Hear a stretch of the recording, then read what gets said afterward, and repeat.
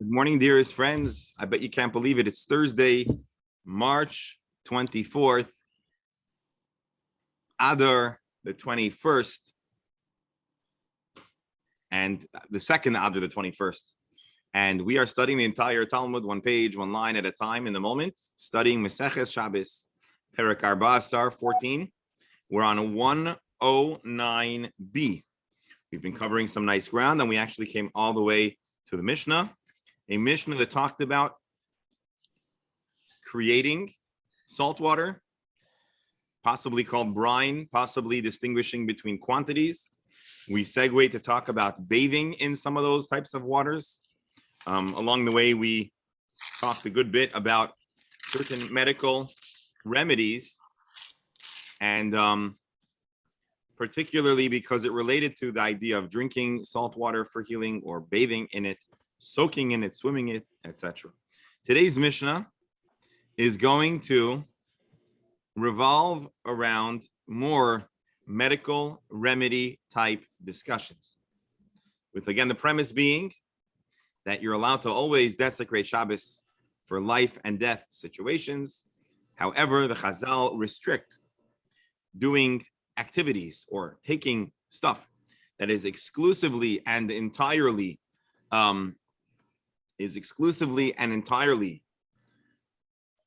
for healing purposes, lest one come to mistakenly believe that one is permitted to do other pharmaceutical creative acts on Shabbos, and of course, one may not do so. Crushing, pulverizing, dicing, etc. So let's share the screen and study the Gemara. And to note, today's study session is dedicated, of course, for the well-being of our dear members of our Chabura and in honor of our dear Rebbe'rel, his grandfather, Aaron ben Nissen. Aaron ben Nissen, today is his yahrzeit, and we'll dedicate our learning Le'iloi Nishmato. Pray for good health and good healing for all of Am Yisrael and protection wherever they may be. Today's Mishnah, once again, is going to continue along the lines of stuff that is taken for medicinal purposes. And pharmacists, I need your help. Although, spoiler alert, almost everything that we're going to discuss today does not have an immediate association with contemporary medicine. And many of the Mefarshim either take the position that these are more esoteric, remuzim, to deep spiritual truths, but aren't necessarily to be taken literally. Alternatively, we might make the case that medicine has evolved a little bit over the last 2,000 years. We also might conclude that certain items might have had different properties back then, and our human bodies may have been affected differently because of different lifestyle and meal choices, different nutrients that may be needed that aren't needed anymore, etc. But suffice it to say, Rebbe'rel, let's not seize upon every individual item and ask and challenge its medical value. So let's just start with that general introduction that it's highly plausible that the items we have today will not be super effective if consumed today for those reasons. And as always, hashtag this Gemara Shir is not meant to be practical halachic advice, nor practical medical advice. If you, God forbid, have a medical emergency, I have been forewarned. If you, God forbid, have a medical emergency, please hang up and dial 911. And if you have a medical question, please call a competent, licensed, local physician who specializes in the area of your medical need. And may Hashem help, we should not need any of that. Let the study of this Gemara alone satisfy and give us the zechut for good health. So here we go, new Mishnah. Ein oichlim ezovyon b'Shabbat. One mustn't eat an ezovyon on Shabbos. This is not a food that is eaten exclusively by, it is not something that is eaten at all by a healthy person. You want to know what an ezovyon is? Well, for that, you're going to have to join us in a few minutes in the Gemara. Rashi alerts us to this fact. It is not edible it is not eaten by healthy people. Therefore, it is obvious that the refuah achile, that he's only consuming it for healing. Does it have to do anything with moss? With what? Moss, M-O-S-S. I don't know. Is that what Google says, or has your research? No, it doesn't say, Google doesn't say, but Ezov in Hebrew is moss. Ah, Ezov Yon is moss. No, Ezov is moss. I never saw Ezov Yon. Ah, okay. But Ezov. Ah, okay. I hear you. Aleph Yud Zayin Vav Bet is moss. Interesting. So let's see, maybe. Shkoyach. So let's keep an eye on that. Aval oichelhu et yoezer. You could eat a yoezer plant. Vishoseh abu broy. Rashi aval oichelhu et yoezer. Shaharba oichlem oisik kishem briyim. Many people eat this in the healthy state. So you can't eat something that is exclusively for healing. You can eat something that could also be eaten by healthy folks. By the way, Ezav Yon sounds very much like a biblical word, Ezov, which the biblical word Ezov is a hyssop plant. And the Gemara is going to describe what it's good for. The Rambam apparently describes it as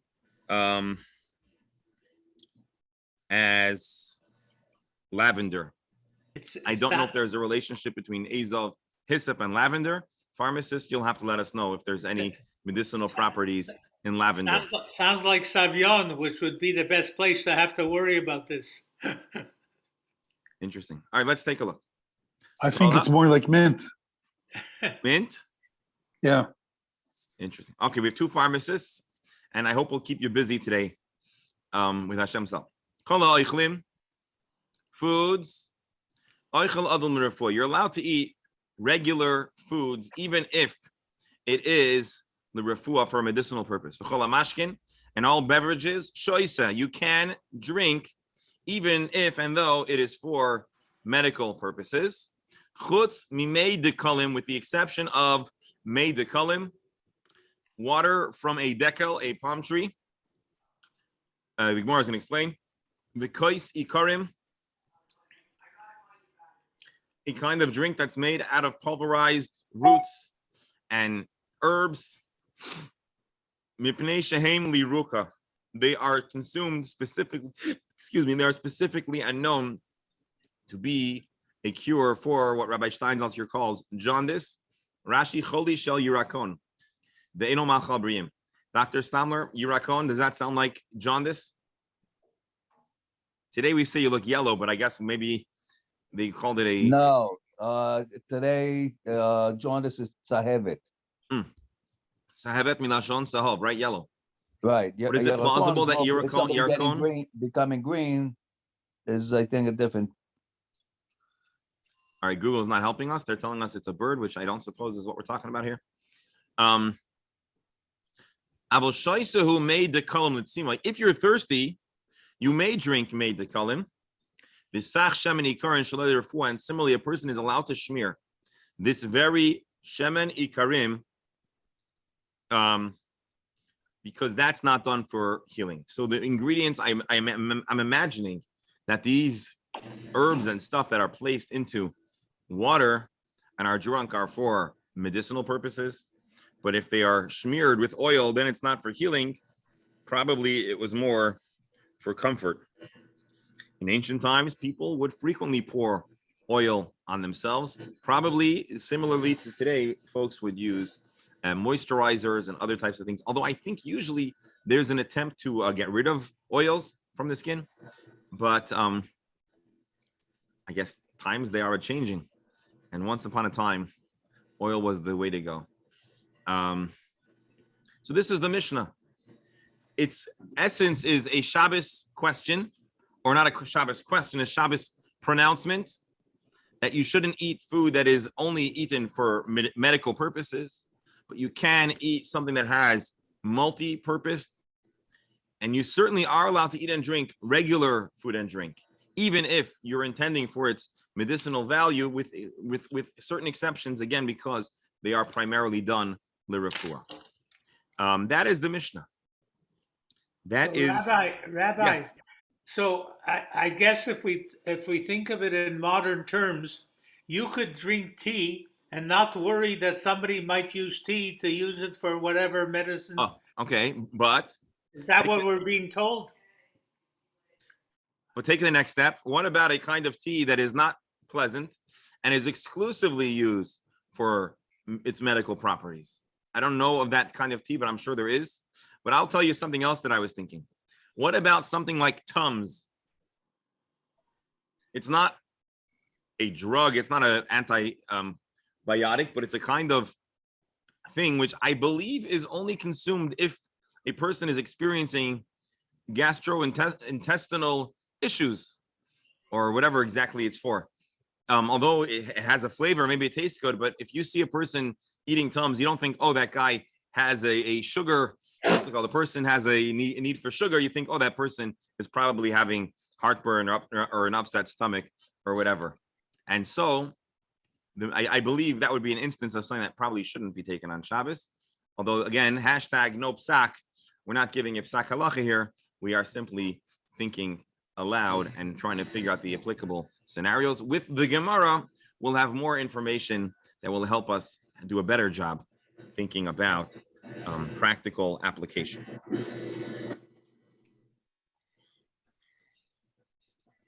Let's look at the Gemara.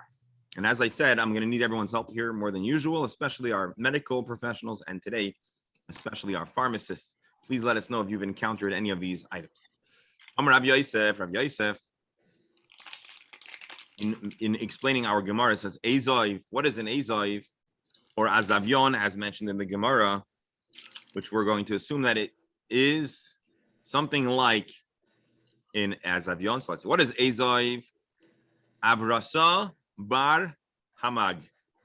It is a food that in Aramaic is called avarta bar hamag. Does that help us? Azov is the hyssop of hamag. Avarta apparently means hyssop, but Azov means specifically the Azov of bar hamag, which again, what is that? We'll see.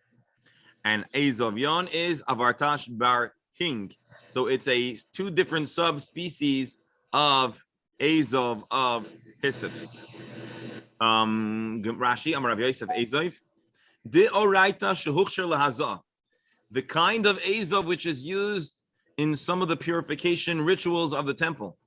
Hushakorin. This is what this is what Babylonian Aramaic calls abarta bar hamag. Again, if you're going to go to the store, even to a specialty farmer's market, and ask for Azov bar hamag, they'll probably look at you like a bar hamag.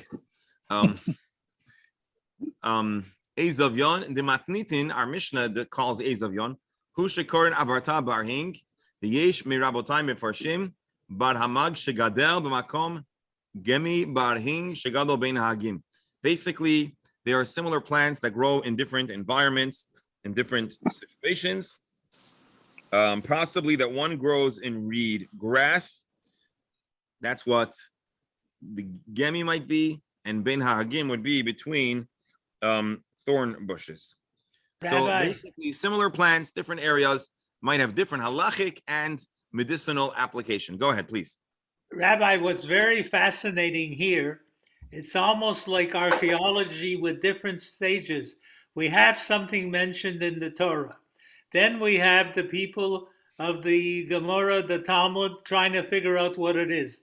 Then we have Rashi and his generation trying to figure it out, probably Ad Hayom. Yes, exactly. So basically, and by the way, that's how many ancient inscriptions are deciphered. I think, what is it? Rosetta Stone had 2 languages. And so if one language is able to be deciphered, in turn, we could decipher the next language. And so that is very much the case. A Jew in biblical Hebrew knew what the Azov of the Torah was. A Jew who was involved in temple ritual in the time preceding the time of the transcription of the Mishnah, they knew what an Azov is, and people of the Mishnah's era knew what an Azovyon was. The sages of the Gemara are no longer living in Israel, living in Babel, and speaking a different language correctly, needed to translate it into their own modern contemporary world. And then you have Rashi using perhaps either not exactly conversational language of his time, but other describing it, and even borrowing an old French or introducing an old French word, which leads us to reading the Art Scroll or the Steinsaltz, and again, trying to figure out what those modern words. And guess what? Even when we read a hyssop, I don't really know what a hyssop looks like. And so even the word hyssop might need to be translated. Now I know what a hyssop looks like. So that is that. Now, the Steinsaltz Gemara here says about Esav. We know this, but it's good to hear it in his authoritative voice. The sages were unsure of the identification of the Esav plant in the Torah. However, from different descriptions, it sounds like we're talking about the Majorana siaca, which is again a Latin name for a plant which doesn't help me much. The hyssop is a fragrant plant that grows to be around 50 to 100 centimeters. The plant spreads out from its base with rigid wooden branches, which annually produce straight stems, dry out, die in the winter. White flower of the hyssop plant are in crowded bunches at the end of its branches. The plant is grown in rocky terrain in Israel and the surrounding countries. And hyssop leaves are used. This is the most important piece of information you need to know. Hyssop leaves are used in a very popular Middle Eastern spice called, anyone want to take a guess? Which popular Middle Eastern spice uses Esav? Zatar, probably. What? Zatar. Zatar. Correct. Zatar, according to Rabbi Steinsaltz here, uses the Esav branch. So now you see, Rebero, you were right. All of a sudden, we found a word that I can relate to. We all know what Zatar is, whether you like it or not is another question.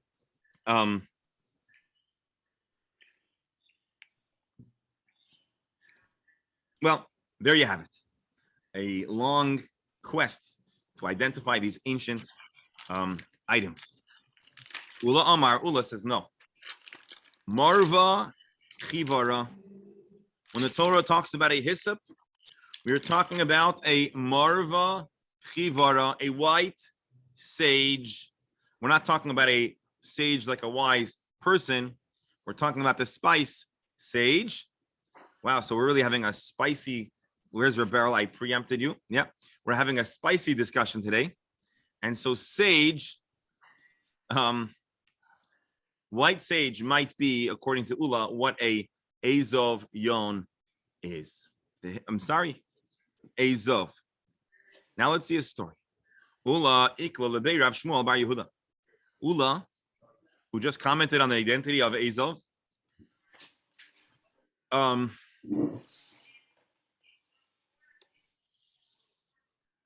Yeah, you see, I needed to read Rashi. Ula Amar Azov daraituhu Mar v'chiver belaz. So he says that the biblical Azov is this white sage. Ula was once going to the house of Shmuel bar Yehuda. Aisola kamei Mar v'chiver, and they brought him some white sage.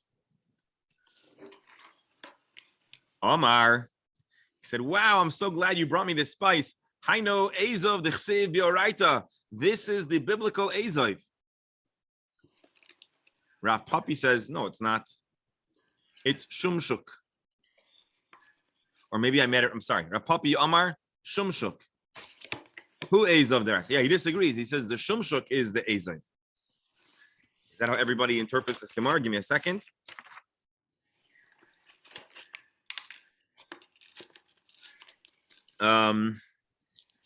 Yeah, Rav Papi disagrees. He says it's not white sage, and it's not the what do we say it was? It's not. What do we call it? Hold on. But it's not white sage. It's not whatever this other Aramaic word was used in Zatar, possibly. Even though I just see now Rabbi Steinsaltz in another comment over here says that maybe Abarta is time. All right, so we all the famous spices are contenders here for the Azai. So our puppy says no, it is shum shuk. What is shum shuk? Anyone know of a plant called the marjoram? I told you folks I would need your. Yeah, I've heard of Marjoram is a spice, I think. Marjoram. It's instead of butter. Well, let's see. Are oregano and marjoram the same? Same genus, different species. Marjoram is a gentler flavor and sweeter. Wow, we're learning a lot about our spices today. Okay, so Art Scroll says that it's possible that shumshuk is a plant related to oregano. All right, there you go. Rav Yirmiyah Bar Midifti says, Kavasei Rav Papi. Rav Yirmiyah Bar Midifti agrees with Rav Papi. Why? He says, Kavasei Rav Papi Mistabra. It makes sense that we should follow what Rav Papi says, that it's shumshuk, this marjoram, not margarine. The Tanan, we have a Mishnah that says as follows: Mitzvahs ezoiv, to fulfill the mitzvah. When the Torah describes the use of an ezoiv, one has to take shloisha kalachim. You have to have 3 branches, uvehen shloisha givoilin, with 3 stems, v'shumshuku demishtach hachi, and shumshuk is the kind of species that could look like this. So the description by default applies, or what you are describing is the shumshuk. Rashi, the good ain't a good gimel, so you need to have 3 stems and 3 branches.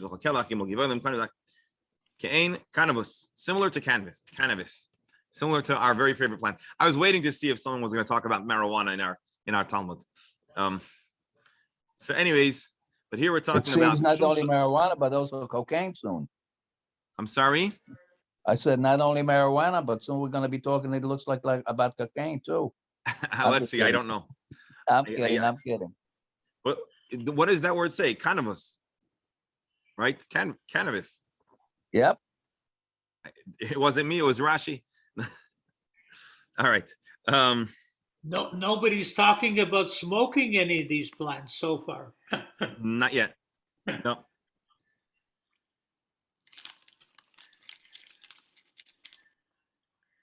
All right, let's continue here. Reb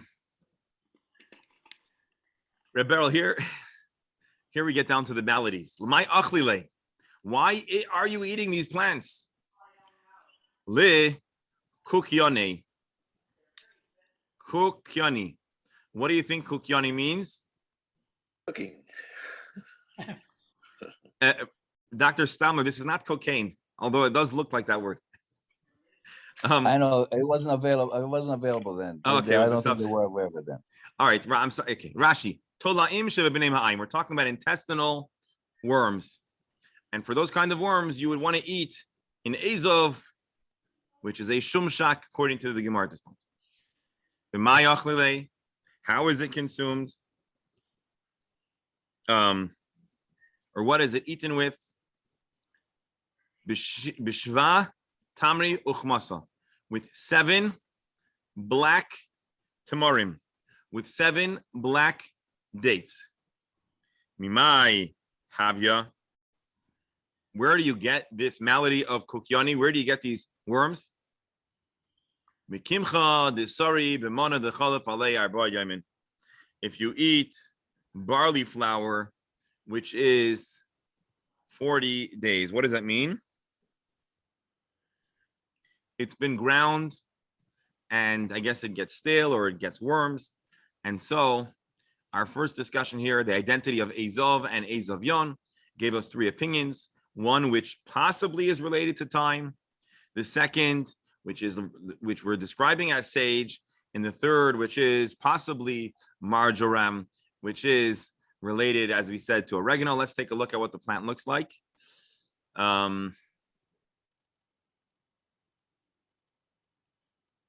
It comes to 3 bunches with a single stem.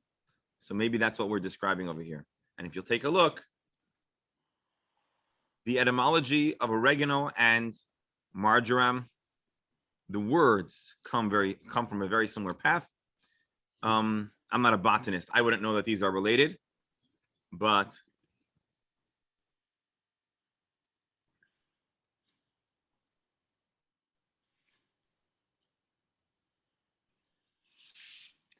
The perfect Yiddish expression for this. Azoi wie der weiß nicht, azoi soll es dir nicht schaden. Except, this is the Gemara. We want to understand what the Gemara is talking about. I wouldn't try any of these cures. let's I knew you were going to say that. That's why I gave my preemptive comment. This is not medical advice. Although, has anyone ever gotten sick having a little oregano in their salad? Oh, let's look in the Jastro. Here he gives a translation for the abrasa as a hyssop. Then he quotes our Gemara. That didn't help much. Hemag is a subspecies of hyssop. We know that, right? It's very Hemag strange. Also a subspecies of hyssop. Marva, white it's marva. Very strange. Very strange. We should listen to Rashi on this kind of stuff because France is famous for homeopathic medicine. They have pharmacies that looks like a botanical garden when you walk in. You ever go in, Alan? I know they have them, but I've never gone in. Whole pharmacy, Well, the all question plants. is, did those pharmacies exist 1,000 years ago or 900 years ago? I have a feeling all pharmacists. They look like they've been hanging there for 1,000 years when you walk in. I have a feeling all pharmacists 1,000 years ago probably looked a little closer to what those French pharmacists looked like, and a little less like what a laboratory might look at your pharmacy. All right, let's talk about the next item, the next remedy, or rather, the item that you're allowed to eat on Shabbos, because these plants, we said, are only consumed for healing, and therefore you can't eat it, right? The Mishnah said, Ein ochlin ezav yom, so you shouldn't eat it. But you're allowed to eat a yo ezer. What is a yo ezer? My yo ezer, putank. It is a potnik. What's that? Let's start with Rashi.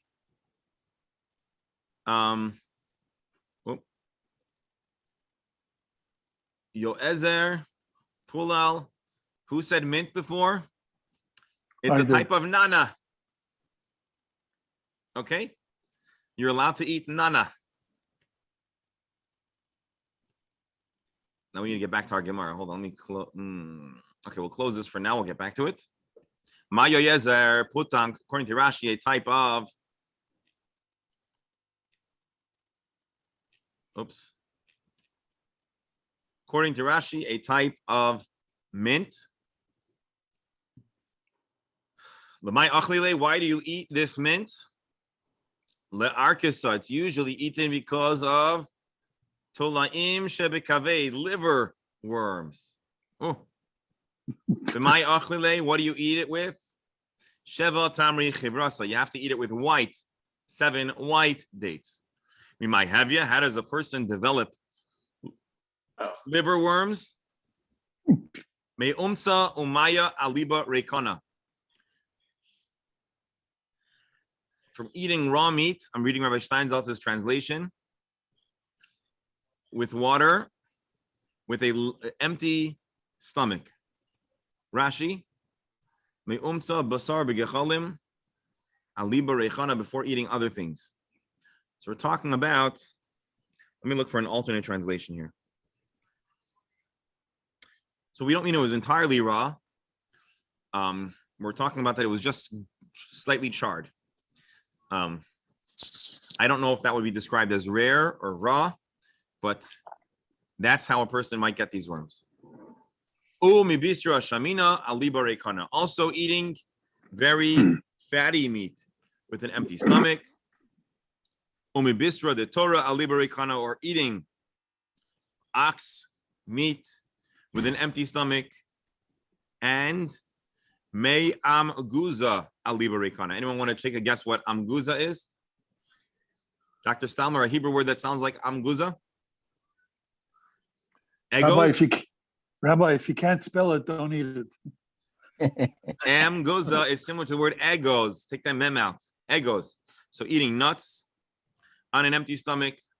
Umigire de rubia, and eating the stems of the rubia. Rubia, some people eat on Rosh Hashanah, right? The fenugreek plant on an empty stomach.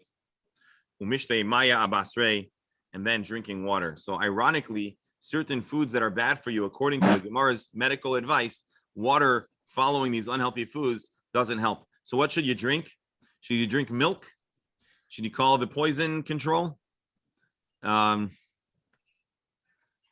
Water in those days could have been the most dangerous of all these things. Saying there might have been more problems in the water. I hear you. By the way, how do I know rubia is a fenugreek? Rashi says tiltan pingri or fenugreek. So we're talking about the stem of a fenugreek,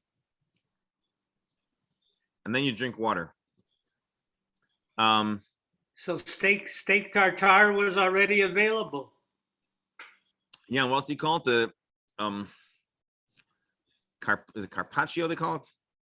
I don't know. Anyways, interesting. Again, there's a good chance that the conditions of storing meat in the time of the Gemara were a little different than today. And certainly the Gemara is making the case that these items are bad for you. And if you eat a little yoezer, puntnak, which I said is a type of mint. Our scroll says it's a penny royal. Anyone here know what a penny royal is?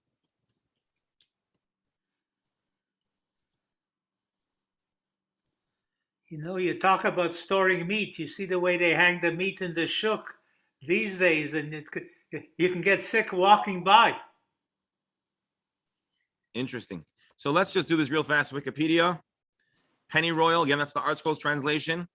Also called mosquito plant, pudding grass. It emits a strong fragrance similar to spearmint.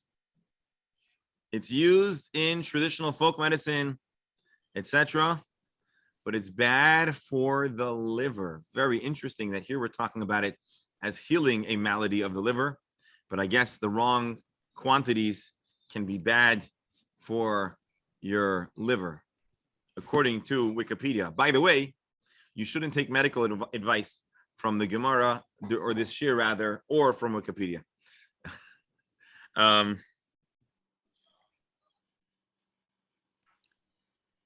But Rabbi, the thing that they blame everything on worms, I understand, because they had no other word for bacteria, infection, microbes.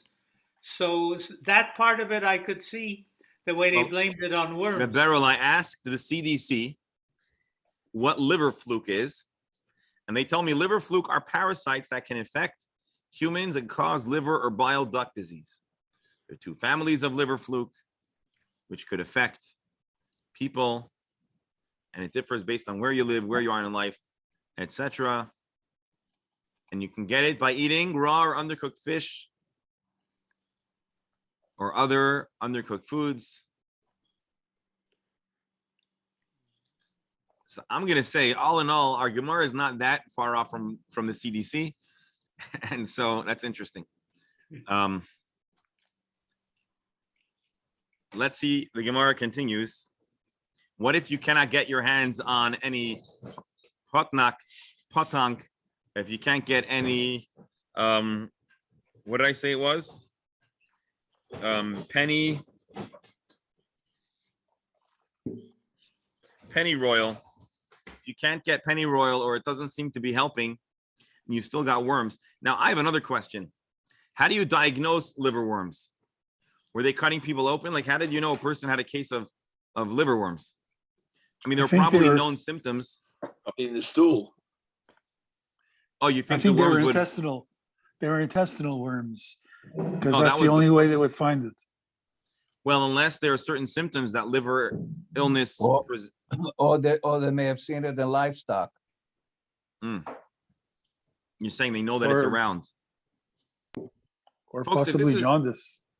No, we're not talking about jaundice. Well, I guess we're talking about a liver malady, about liver worms.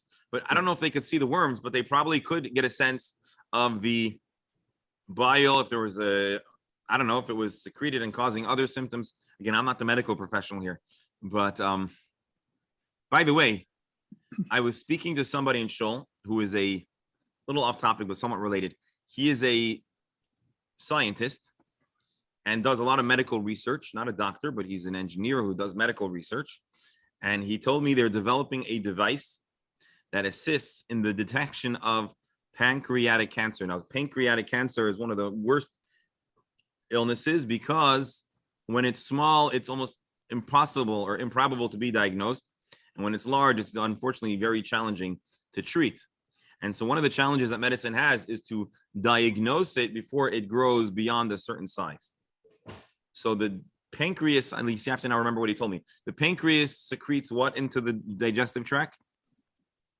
Enzymes. Insulin, I think. Insulin. And whatever. Insulin, So the cancerous cells should leave some kind of residue or imprint in the insulin or whatever, in whatever it secretes into the digestive system. The problem is, naturally, it only leaves a very small amount that's hard to identify unless it's unfortunately it's grown extensively. So what they've discovered is a technique. I don't think I'm giving away medical secrets, to cause a certain kind of wave or whatever that would cause a way to cause more of those cells to shed from the pancreas, thus giving more evidence in the secretions. And therefore, when they do how do you call it, is it an endoscopy or a colonoscopy, whatever, I don't remember which one. And again, I'm letting my medical amaratzis show.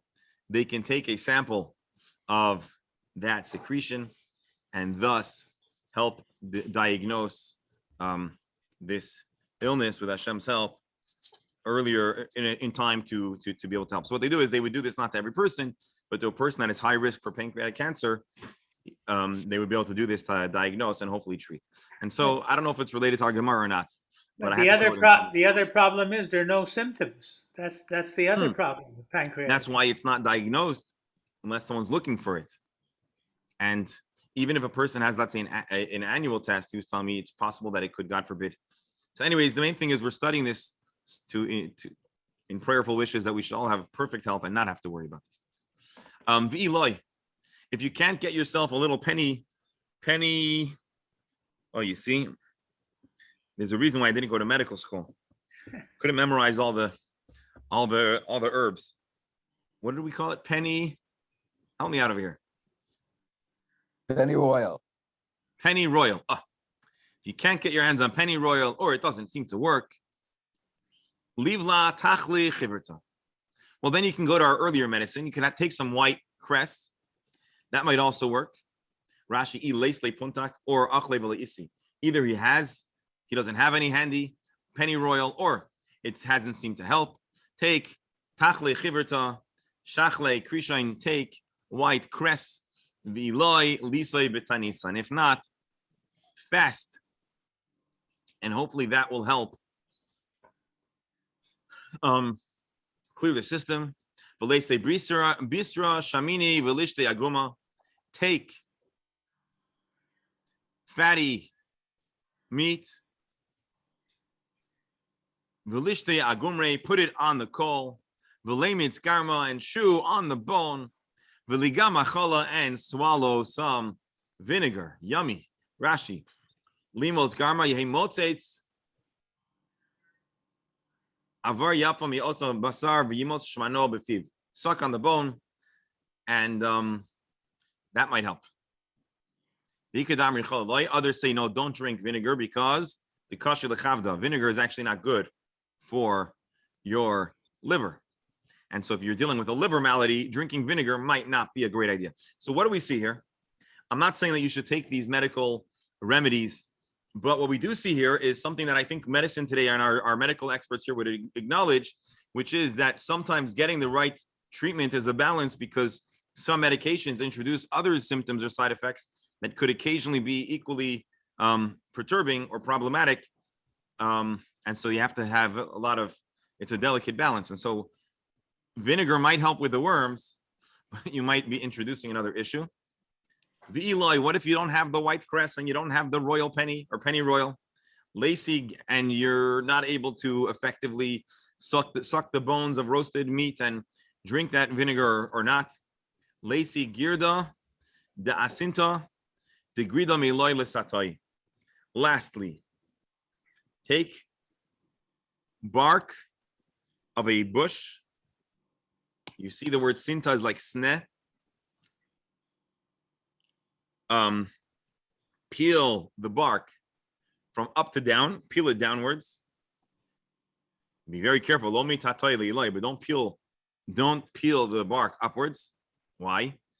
Dilma nafka aidepume, because we're afraid the worms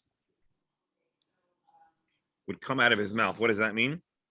I guess the conclusion, Rabbi, is going to be if all these 10 things don't work. Hold on, Rebel. Let's respect ancient medicine. Come on. Call a doctor if all these things don't work. No. We're talking to the doctors now. Dilma nafka aidepume, because somehow the direction of the peeling of the bark is meant to convince the worms to travel in that direction. That's what I'm picking up over here. And you don't want the worms to come out of your mouth. You want them to come out of a lower exit on the body. There goes my breakfast. Vilishlika, v'shichra be'shivavi.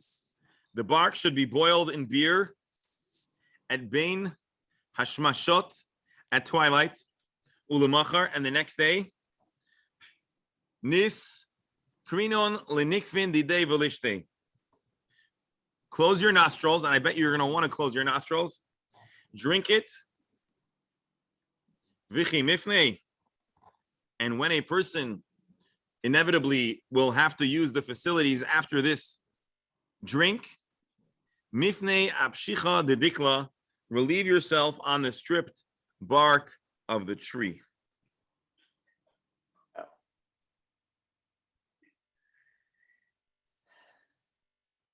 Okay. I don't know why this works, but it works. Believe me, I try to. Why do you close your nose? Okay, so I got it right. Rashi says, "Yistem lechirav shelo yariach." You're not going to want to smell this. Or, alternatively, you don't want that very powerful chemical to leave the body. You need it to all seep in and communicate to those worms a message that they need to get out. There's a reason why the Gemara starts off with eating a royal penny or penny royal, and then white cress, and then eating the bones of them, eaten only afterwards, going to this very extreme and rigorous medical procedure. And yes, don't try this at home. Rebel is correct. If you have worms in your liver, God forbid, first of all, you're probably not going to know about it without a doctor's guidance. And so best take take your doctor's advice as to how to treat it. Mind you, the yoezer, the penny royal that we're talking about, you're allowed to eat because you don't only use it to combat liver worms. You might also eat it in a salad. If you're traveling in the wild and you need some nourishment, you might do so. Let's do one more segment in the Gemara. The Mishnah continues and says, "V'shoisin abu v'roya." One is allowed to drink the drink called abu v'roya. My abu v'roya. What is abu v'roya? Rebbe, we're going to see a similar language conversation here. So abu v'roya is chumatri or chumatria. The Gemara says, "Okay, thank you for that, but my chumatri, that doesn't help me much either." He says, "Chutra yechida." It's a kind of plant that people might describe as a chutra yechida, a lonely staff. Rashi, eitz hagadol yechidi below enough. There's a kind of tree that has no branch. It doesn't branch out. It looks like a stick growing out of the ground. It's a kind of plant. That's Chadgadia.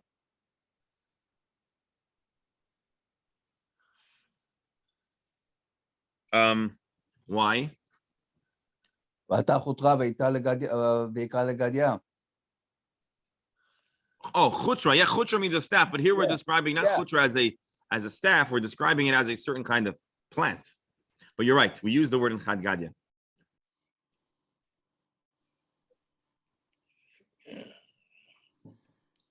All right. So you find this plant. L'may avdila. When do you need to use it? Ligiluya, to treat water that's been exposed and potentially toxic. So, Rebero, you talked about one of the most dangerous things that a human being could do in times past and to this day. The most dangerous thing might be drinking water. That's why sailors preferred beer, right, on long trips. And rum was fun. Chutra yechida. If you don't have a chutra, how are you going to purify the water? You should take 5 roses and 5 cups of beer, cook them together until there's a quarter log of liquid and drink it. I don't know if this is being consumed in advance of drinking the water.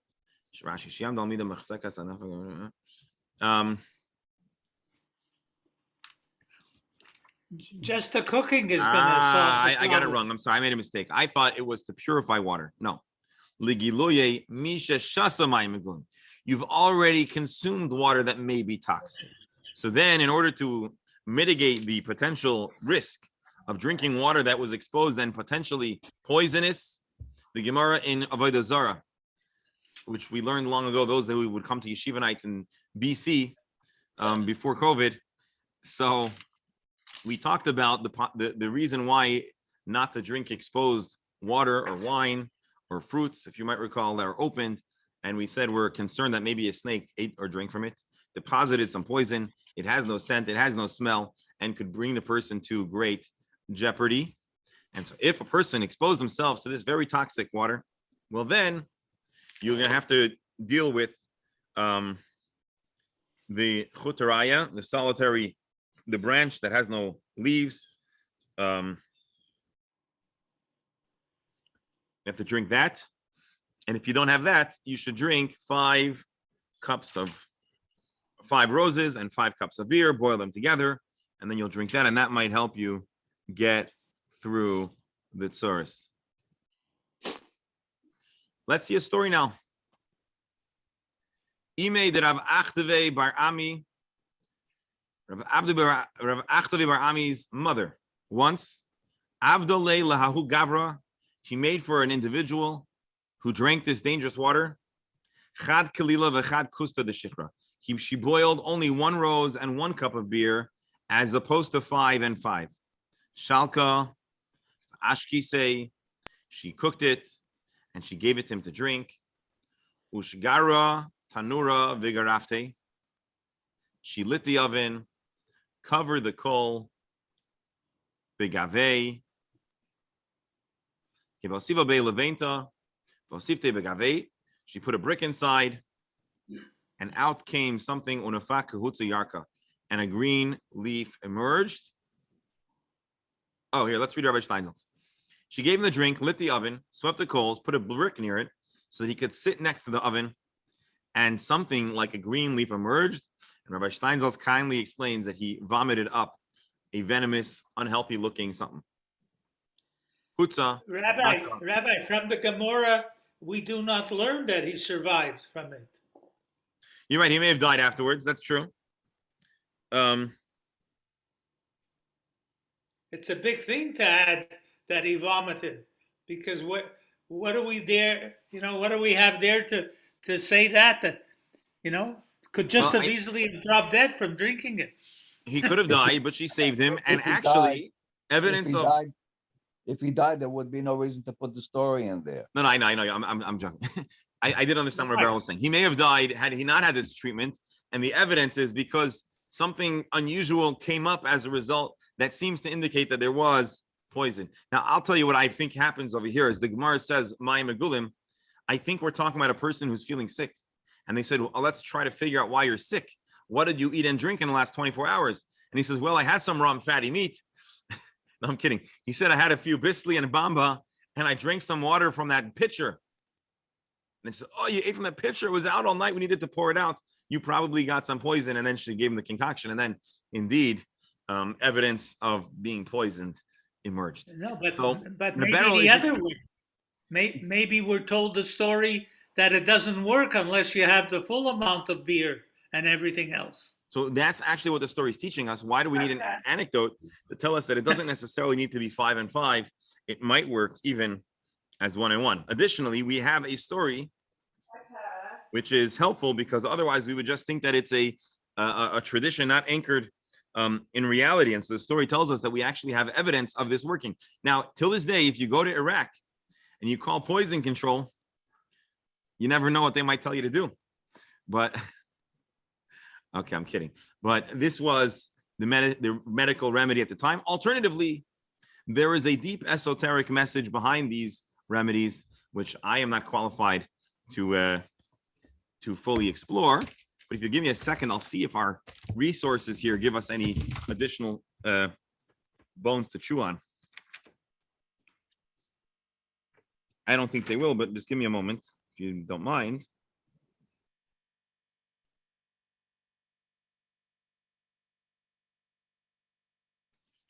It would be interesting to see what medicine, non-Jewish medicine at that period of time did for these ailments. I have a feeling it would look something like this, if you ask me. I have a feeling this is reflective of medicine of the age. It would make sense. Because again, really understand what's going on over here. The discussion is not really about medicine. I mean, our discussion has been about medicine, but the discussion really is about the laws of Shabbos and not eating something that's exclusively for medicinal purposes and being allowed to eat something that is for medicinal purposes. Now that the Mishnah mentions these things, the Gemara wants to be certain to identify them, because translating a Mishnah is essential for Torah study and to fully understand the halacha. So to do that, we have to now explore, okay, so now that we know what it is, why is it used? And the illnesses are also necessary to reference because we're exploring the difference. Well, actually, that's interesting, because if there's really pikuach nefesh, you'd be allowed to use these medicines. So I imagine they may have had other uses as well. So that's an interesting question that we need to consider. Isn't a person that's really sick from mayim megulim, isn't that pikuach nefesh? Or maybe that's why the Mishnah says you're allowed to drink it. I translated you could drink it because normal people drink it. I think that's what Rashi said, right? Let's go back. See, I'm thinking out loud and I might get myself in trouble for doing this, but help me out here for a moment. The Mishnah says, V'shoisa ab buvroya. You're allowed to drink the abuvroya. And I said, you know why you could drink it? And I said at the time, you could drink it because it's also consumed for non-medical purposes.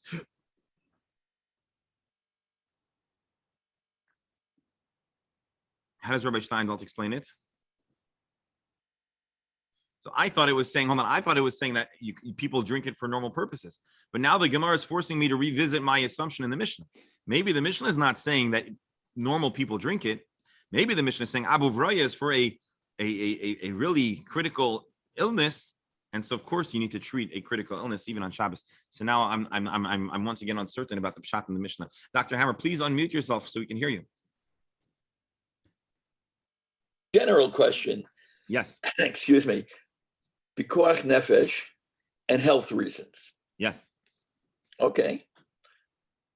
You could be dochet Shabbos pikuach nefesh, but if you sneeze twice and you say, I got to run to the doctor, most people would say, well, maybe you could wait till after Shabbos. So where in the Shulchan Aruch or anywhere is there a judgment or a guideline for an individual or for a posek to make this kind of a decision in advance of any event that's going to happen? So in this siman in Shulchan Aruch that talks about treatment at pikuach nefesh, it describes, I don't remember all the specifics, but a sneeze is not usually pikuach nefesh. But if a person has a symptom that could possibly be pikuach nefesh, so for example, today there's a lot of awareness about the symptoms of stroke or heart attack, better err on the side of caution and pick up the phone and call 911 or drive someone down to the hospital or whatever, or call your doctor. I mean, better don't call your doctor, go to call 911, and we would rather err on the side of caution. But then there are discussions about where there is medical advice. The person is not feeling well and the doctor says X, so listen to the doctor. What if the patient says he really needs it? So there's detailed discussion. I don't have it on the top of my head, although I should. But the general rule is you shouldn't ask questions. A person that sneezes, right, understands, or a person that has a cough understands or should understand that, they have a cough. Right. But at a certain point,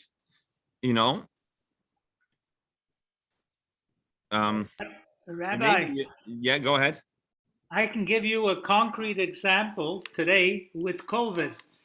Have friends, the kids were sick, they had COVID, no big deal, sore throat, etc.